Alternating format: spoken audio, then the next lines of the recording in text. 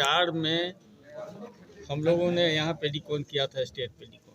और उसके बाद से लगातार हम लोग चाह रहे थे कि हम लोगों को मौका मिले, लेकिन मिल नहीं पा रहा था। हम लोग प्रयासरत थे और अंतोगत्वा हम लोगों के प्रयास से, मेहनत से, और इस बार दरभंगा ने बाजी मार ली और पेडिकोन को दरभंगा ले आया गया। कहाँ कहाँ से डॉक्टर आएंगे और कितने दिनों का ये कार्यक्रम होगा? टोटल हम लोगों का 4 दिनों का कार्यक्रम है, जो कल से शुरू हो रहा है और 17 तक चलेंगे। 2 दिन में हमारा वर्कशॉप है और 2 दिन में मेन कॉन्फ्रेंस होता है। और डॉक्टर जो यहाँ आ रहे हैं वो पूरे देश से आ रहे हैं। हम समझते हैं कि कोई भी ऐसा राज्य नहीं है जहाँ से डॉक्टर नहीं है, चाहे वो महाराष्ट्र का मुंबई हो, दिल्ली हो, हैदराबाद हो, बेंगलोर हो, सारे जगह से। और अपने स्टेट में पटना के तो भरे हुए हैं, रांची के लोग हैं, भागलपुर से हैं, गया से हैं।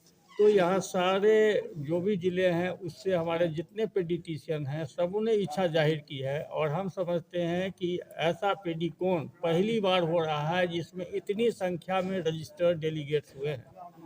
क्योंकि आज तक हमने बहुत अटेंड किया, लेकिन कहीं 200 से 250 तक मैक्सिमम जाता था, लेकिन इस बार 500 क्रॉस कर जाएगा जैसा हमें उम्मीद है।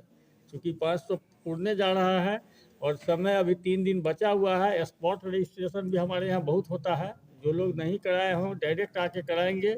इसलिए हम समझते हैं ये संख्या 600 तक पहुँच जाएगी और यह अपने आप में अजूबा होगा। क्योंकि कोई भी पेडिकोन आज तक 200 से 250 इससे ज़्यादा नहीं हुआ, लेकिन दरभंगा के लिए सब लोगों ने इच्छा जाहिर की है।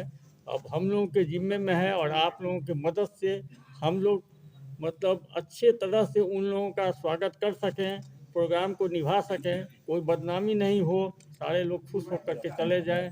बस इसी उम्मीद में हम लोग यह प्रोग्राम। नए चिकित्सक एवं मरीजों के लिए क्या फायदा होगा? मरीजों के लिए लगातार फायदा करते जा रहे हैं, जैसा कि पेडियाट्रिक्स डिपार्टमेंट भी कर रही थी। लेकिन अभी आईआईपी तो एक बहुत बड़ी संस्था है जो पूरे देश में फैला हुआ है और बराबर नए नए आविष्कार होते रहते हैं, रिसर्च होते हैं कि कौन सी मेथड अपनाया जाए जिससे बच्चे का मृत्यु दर कम हो जाए। और इस पर हम लोग बराबर डिस्कशन करते हैं। जहाँ भी कॉन्फ्रेंस होता है उसमें मंथन किया जाता है कि कौन सा वैक्सीन लॉन्च किया जाए उससे क्या फ़ायदा होगा, कौन सा दवा दिया जाए उससे क्या फ़ायदा होगा, इलाज में क्या चेंजेज किया जाए जिससे कि मृत्यु दर कम हो। और इसमें हम लोगों ने बहुत सफलता हासिल की है और बच्चों की मृत्यु दर में काफ़ी कमी हो गई है। जो देश में मृत्यु दर है लगभग बिहार बराबर पर चल रहा है, अगर कभी कभी तो हम लोग ऊपर चले जाते हैं।